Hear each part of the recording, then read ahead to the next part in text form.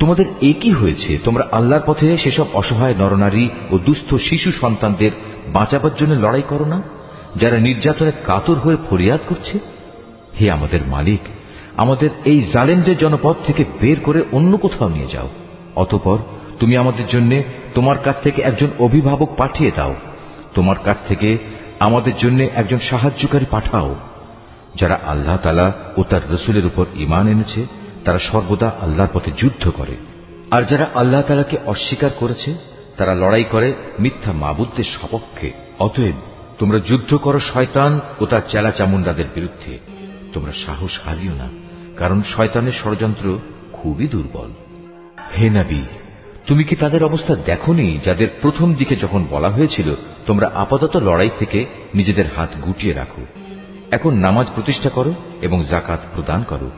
তখন তারা জিহাদের জন্য অস্থির হয়ে পড়েছিল, অথচ যখন পরবর্তী সময়ে তাদের উপর সত্যি সত্যের লড়াইয়ের হুকুম নাজিল করা হলো তখন এদের একদল লোক তো প্রতিপক্ষের মানুষদের এমন ভাবে ভয় করতে শুরু করলো যেমনি ভয় শুধু আল্লাহ তাআলাকেই করা উচিত, ক্ষেত্র বিশেষে তার চাইতেও বেশি।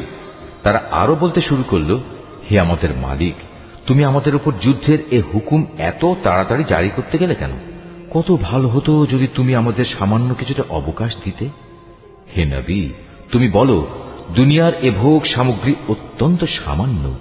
যে ব্যক্তি আল্লাহ তাআলাকে ভয় করে তার জন্য পরকাল অনেক উত্তম, আর সেই পরকালে তোমাদের উপর কণা মাত্র অবিচার করা হবে না।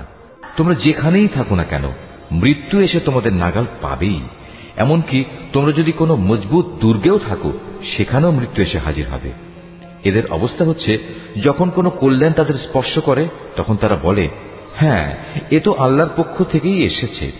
অপরদিকে যখন তাদের কোনো ক্ষতি ও অকল্যাণ স্পর্শ করে তখন তারা বলে, এসব তো এসেছে তোমার কাছ থেকে। তুমি তাদের বলে দাও, কল্যাণ অকল্যাণ সব কিছুই তো আসে আল্লাহর পক্ষ থেকে। এই জাতির হয়েছে কি? এরা মনে হয় কথাটি বুঝতেই চায় না। যে কল্যাণই তুমি লাভ করো না কেন মনে রেখো তা আল্লাহর পক্ষ থেকেই আসে, আর যেটুকু অকল্যাণ তোমার উপর আসে তা আসে তোমার নিজের কর্মদোষের কারণে। আমি তোমাকে মানুষদের জন্য রাসূল বানিয়ে পাঠিয়েছি, আর সাক্ষী হিসেবে তো আল্লাহ তাআলাই যথেষ্ট।